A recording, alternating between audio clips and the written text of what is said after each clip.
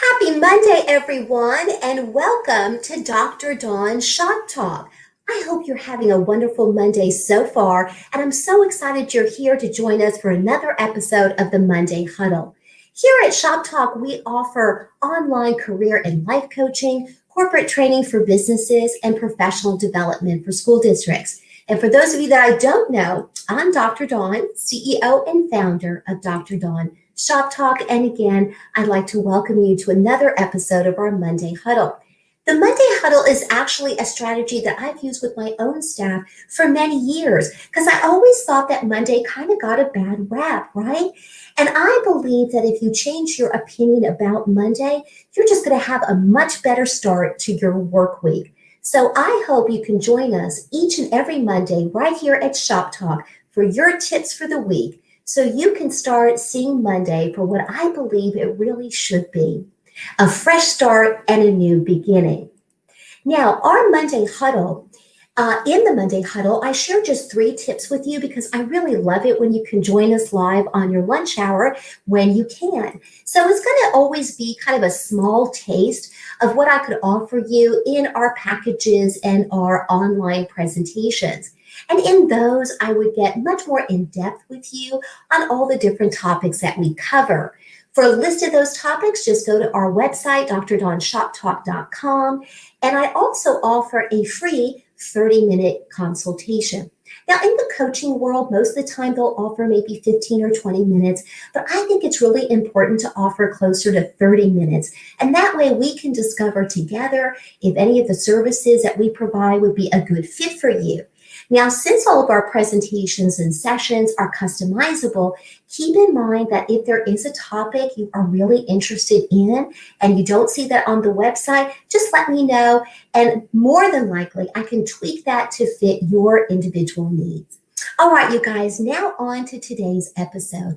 I am really thrilled to offer this very important topic today, a topic I'm calling Combat Back to School Anxiety in a COVID-19 world.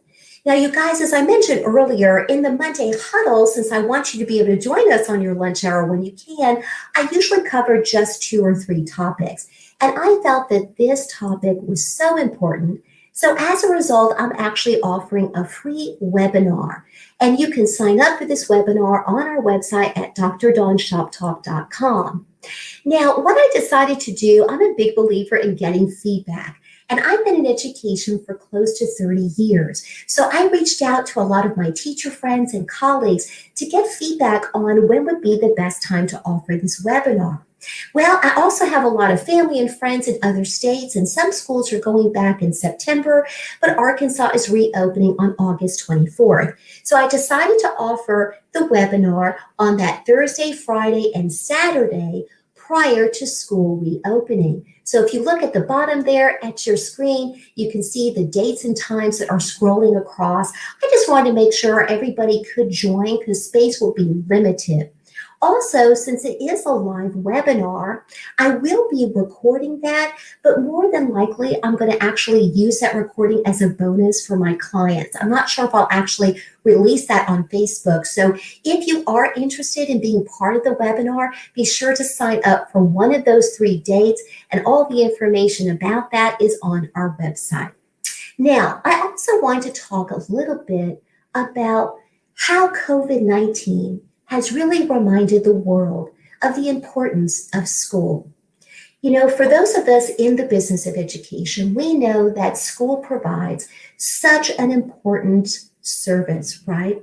Obviously, the main priority is to give students the skills and the education so that they can be a thriving member of society. And so that after graduation, they can either be prepared to go into the world of work or perhaps further their education, or ideally to do both.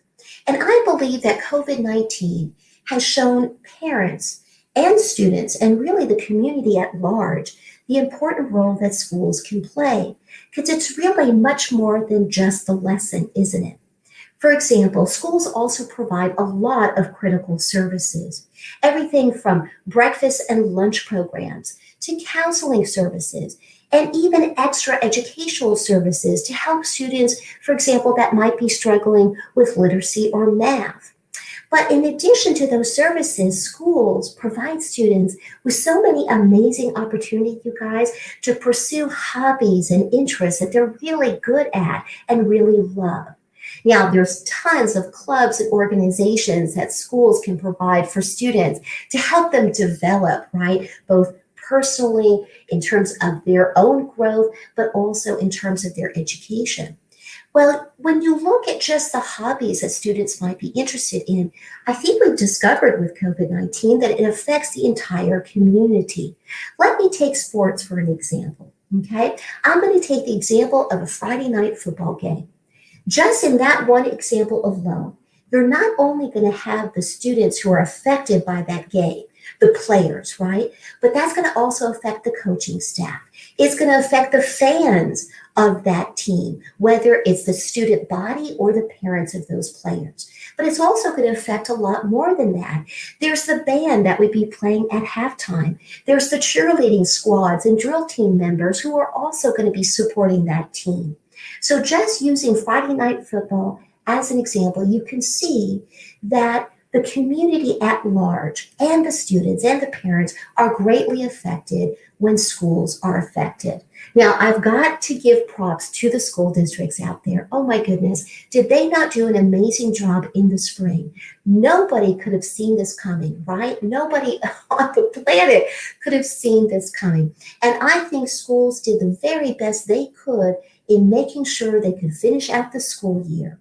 I think parents also have seen for the first time how difficult it really can be to make sure that students get the education that they need. So parents, oh my goodness, my hat's off to you because you guys were stuck in a situation where you had to make sure that your children got the education they needed by finishing those lessons and still trying to work. So school districts affect so much. And I haven't even talked about the school staff, the teachers, the administrators, the counselors, not to mention the cafeteria workers, the school bus drivers, the custodial staff, the office staff, all of those folks who chose education to be their vocation and their avocation. So when school's not in session, that's going to affect all of those folks as well.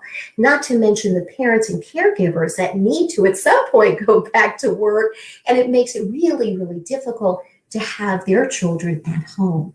So I believe if we really remind ourselves that we weren't prepared in the spring, but we now have had months and months to plan, that by itself is going to help alleviate some of the anxiety that we're all facing as we look at schools beginning the process of reopening. So I definitely wanted to point that out to our audience. I also wanted to point this out to parents that might help parents feel a little less anxious. You guys, as I mentioned, I've been in education for many years, close to 30 years now. And in my experience, I have never seen parents have the opportunity to have so much say on how their children's educational lessons will be delivered. So this is one blessing that parents have a lot of choices right now on how back to school is going to look for them to make sure it meets their needs and the needs of their children. So I mentioned I have a lot of family and friends in other states, and in other states, they might be starting back perhaps in September. In Arkansas, we're starting back on August 24th, and many school districts, both here and in other states, are offering a couple of options. So for example, if it really is best for that parent and that student to stay at home and not take any risks in going to school on campus, many school districts are offering that 100% virtual learning environment. And I have to say, I am so excited for Arkansas students. Some of you may not know that Arkansas now has some special revenue that's been set aside to help those school districts that might be struggling with the bandwidth that's necessary to be able to deliver those lessons virtually. So really excited that those funds are going to be available for our Arkansas students. But again, the virtual platform is an excellent one. Teachers and administrators have worked hard to make sure those lessons are as engaging as possible. So that's a great option for parents. As you can see, as it scrolls across the bottom of your screen there are some other options as well.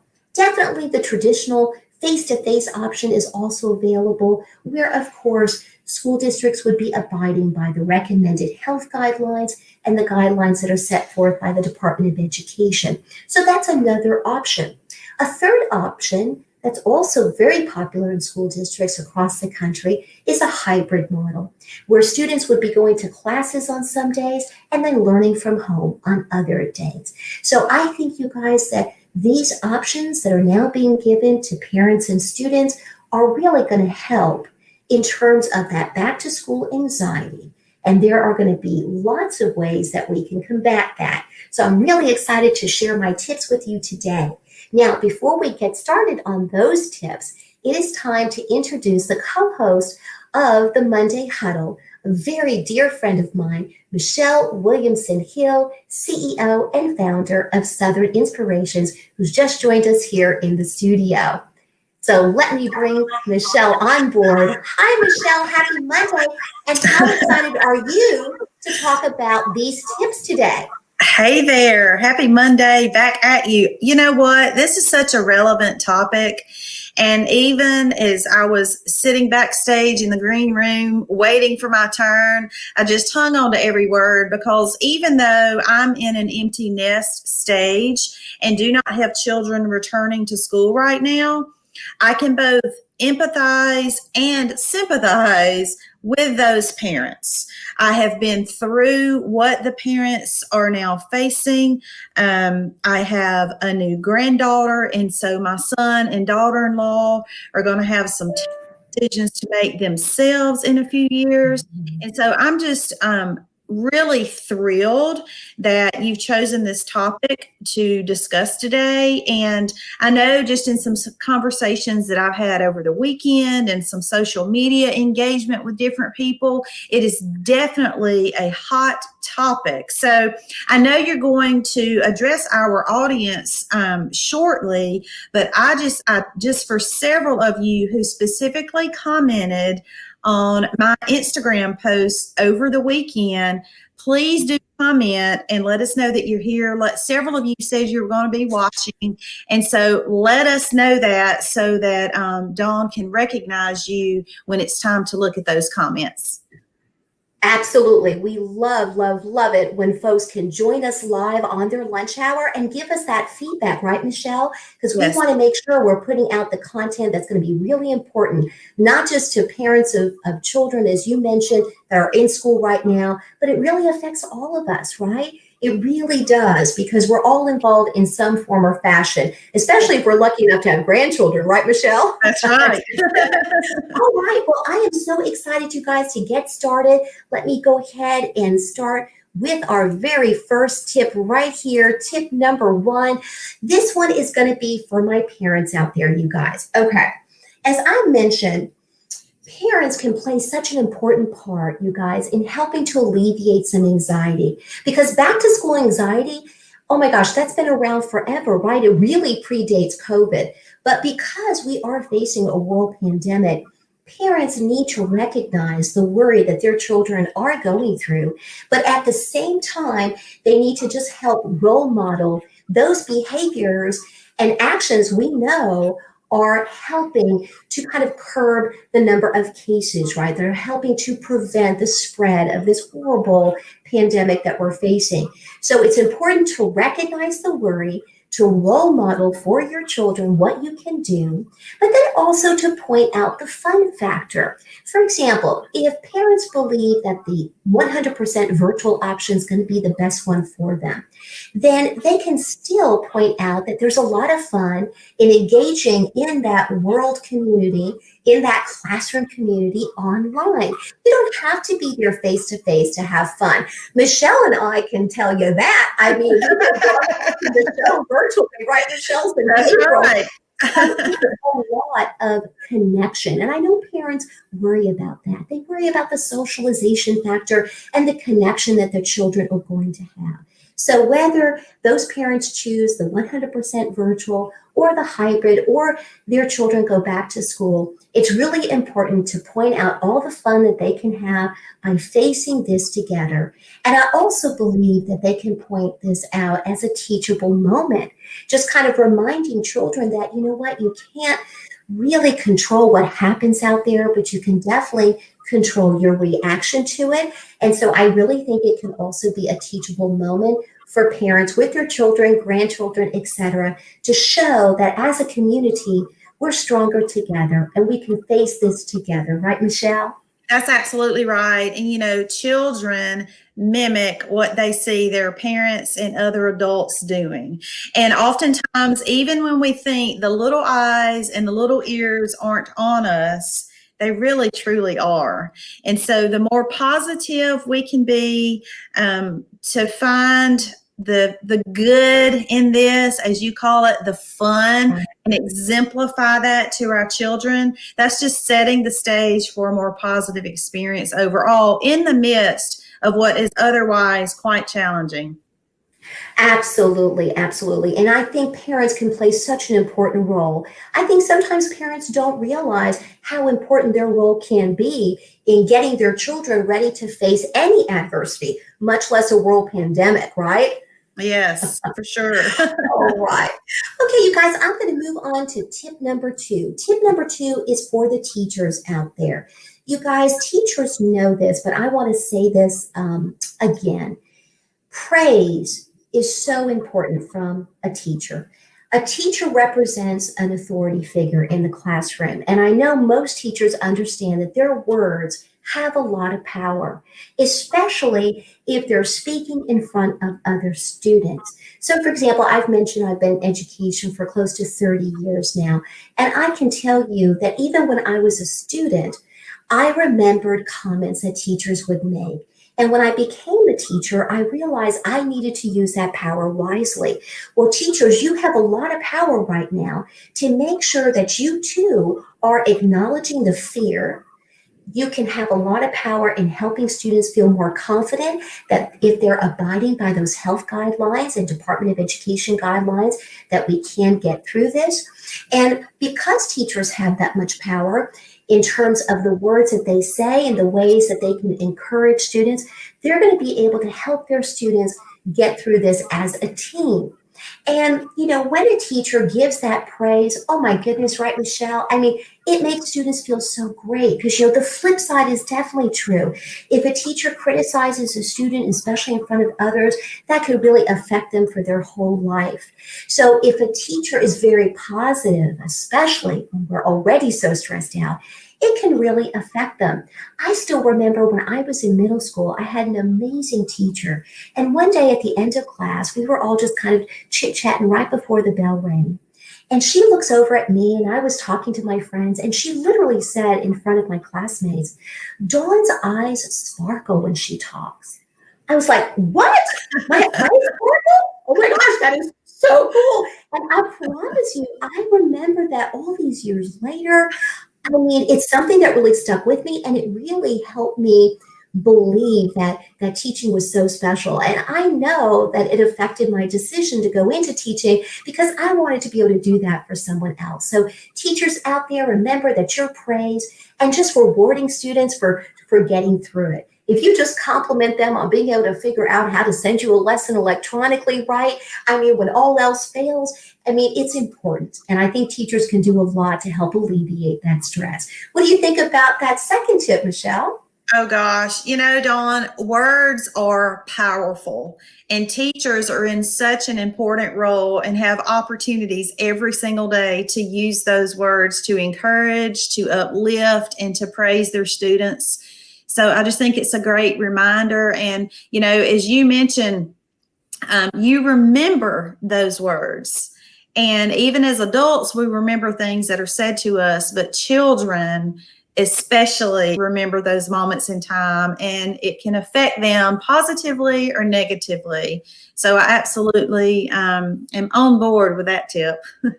Oh, absolutely. Absolutely.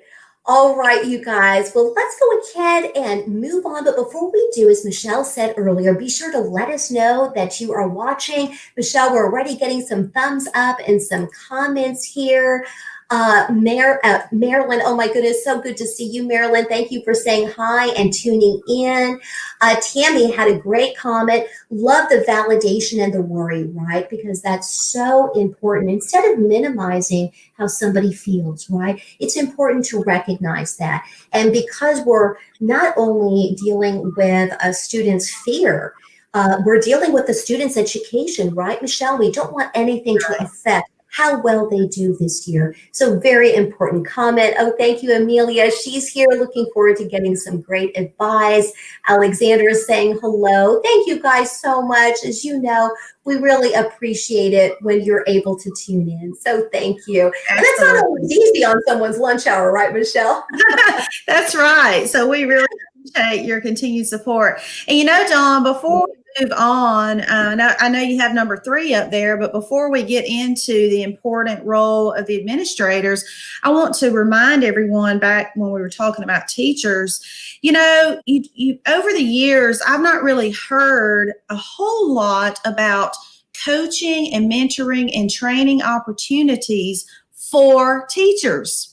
It's talked a lot about in the workplace, but not necessarily always in the schools. And I know I'm jumping ahead just a little bit, but I just wanted to put a quick reminder out there that because of your background in education, you have brought lots of knowledge and your skill set together to construct several different programs that teachers can find on your website. And then, of course, you're going to share a little bit more about your upcoming webinar that they can also take advantage of. So I thought, while we're talking about teachers, I just wanted to take an opportunity to remind the teachers that are watching, or even if you aren't a teacher, but you know of a teacher that you can share this with, Dr. Hamby just has a plethora of resources that are so timely and so relevant right now, specifically for educators. So just wanted to put that out there. That's right, Michelle, because as you know, I work with lots of different clients. And on the coaching part, it does seem to be that it's very popular with my business clients. But teachers definitely need their own coach that can kind of take them through this journey. If I had a master teacher, someone who had not only been a teacher, but had been an administrator, and I've been privileged to be on both sides of that desk, both as a school teacher and as an administrator supervising teachers. Had I had that at the beginning of my career, just somebody who could, tell me more about everything from classroom management on, lessons and things like that, it really would help. So you're right, Michelle, because school districts are amazing at providing professional development. But I think when it comes to that sort of career coaching, we tend to forget our educators out there. So whether you're a first-time teacher or you've been in the business for many years, or if you're a first-time administrator, I know what that's like when you're trying to supervise staff, definitely reach out to me, you guys. I would love to work with you. And taking that journey together just sometimes makes it a lot easier. And talk about alleviating stress and anxiety, that would do a lot to help. So yes, great point, Michelle. Thank you for pointing that out. Okay, you guys, we're going to move on talking about administration. I found this to be very, very important. For the past 12 years, I've worked as an administrator, and I took that role very seriously, especially when it came to any type of communication and education I needed to put out there, especially if my staff or students were facing things that were difficult. And I think we would all agree going back to school in a COVID-19 world brings up just a lot of issues we need to think about. Now, the exciting thing that I want to tell my fellow administrators out there is, you guys, as the school's leader, you've got such great potential to help, because you're going to be the one who's going to be communicating what's going on in that school district. You're going to be educating folks on things that we're discovering about this disease, right? Because I can tell you guys, as a former history teacher myself back in the day, this isn't the first time that the world has faced a pandemic, but it's probably the first time for most of us that we've gone through this. And what I love about history is what we always hope is that you learn from history, right? From the past, so you don't make same mistakes in the future. And something that previous pandemics have taught us is that once science catches up, and medical staff and doctors and folks that are working on creating a vaccine, once all of that is in place, we can face any disease and we can face it well.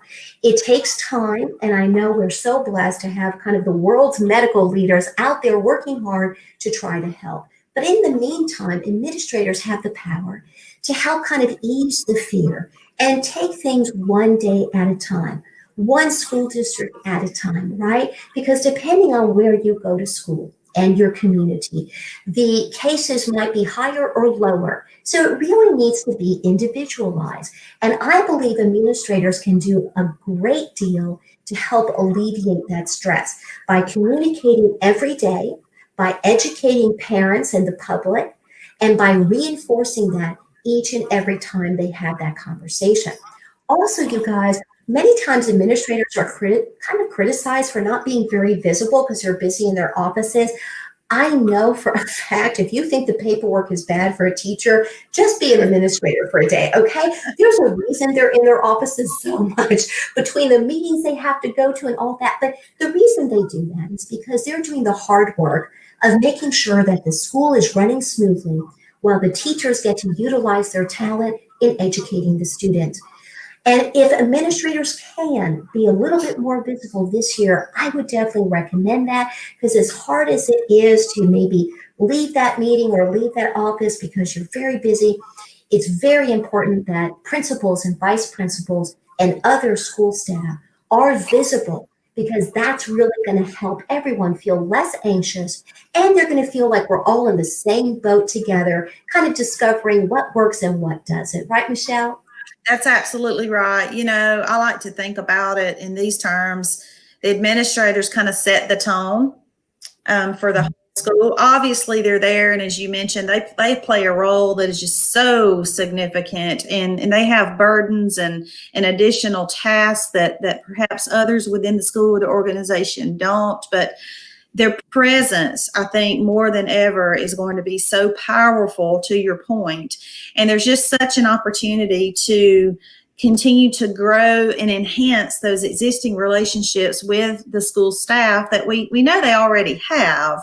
Right. This year, I think more than ever is where those soft skills will probably be so very important. Yes, all the things on the to-do list and the paperwork and the reports and the meetings and all that get done, but just that compassion, that listening ear, that presence at a safe distance, Exactly.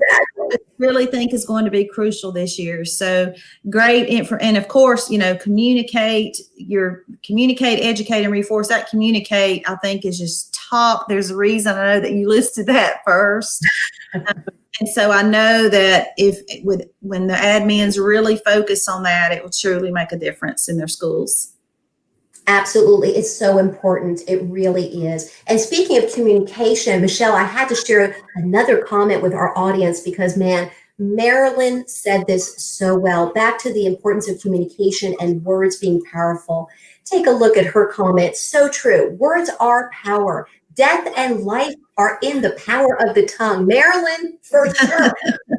Preach, it's true. So the good thing, right, really the great thing about words being so powerful is that especially now, we can help alleviate a lot of fear by helping those parents, by helping the teachers and the administrators really feel like we're in this together. And if we just communicate on a regular basis, we can get through it. All right, you guys. That's it for our 3 tips today. As I mentioned before, this is such an important topic, you guys, that I didn't want to rush through it, but I always try to keep our show around 20 or 30 minutes or so you can join us on our lunch hour. Space is limited on the webinar, so make sure that you do sign up on the website. It is free, and I'm offering 3 different dates and times. You can see that as it scrolls across your screen. Now, you guys remember that we broadcast this show and it is recorded on Facebook, Instagram, and YouTube. So if you know of anyone that could benefit from the 3 tips we shared, be sure to share that with them and let them know they can catch the replay. We always love it when they get a chance to share that content with folks. Also, as we start to close, I love giving everybody a sneak peek into next week's episode. Next week's episode is one that I'm calling Uncover Your Grit and Become Unstoppable. Let me share a little bit about what I mean by that. I've always been fascinated by grit. And grit is that ability we all have, that unwavering ability to get through life's obstacles. And Michelle, I thought this was a perfect follow-up, considering that today we were talking about anxiety, right? And all the fear that that can bring. In fact, one of the reasons why I wanted to cover this topic is that in my coaching sessions and my presentations, this is one of my favorites because I've always been fascinated with the concept of how some people have the ability to overcome obstacles, it seems like, in spite of horrific backgrounds, where other folks, perhaps with the same background, mind you, tend to crumble. So there's a lot of research out there that shows us that this ability can be learned. And if you struggle with overcoming obstacles and want to be able to face adversities a little bit more powerfully, this would be a great topic to be a part of. Okay, so that's what we're going to cover next week. I'm also going to be announcing on Facebook later this week a special guest host who will be joining me. So there'll be more information about that as well on Facebook. So keep an eye out for that announcement. All right, Michelle, did you have anything else to share with our audience today? I don't think so, other than if we haven't mentioned it already, we encourage you to share this episode. Dawn mentioned that it is broadcast, obviously, here on Facebook and then streamed to YouTube and Instagram. So as Dr. Dawn's Shop Talk continues to grow, we want you to share this out and invite your friends on all the social media platforms so that she can continue to help more and more individuals. Wonderful. That's right, Michelle. Well said. I couldn't have said it better myself. All right, you guys. Well, on behalf of Michelle and I, we hope you have a wonderful rest of your day, a terrific week. Remember to join us same time, same place for your next episode of the Monday Huddle. Have a great day. Bye, everyone.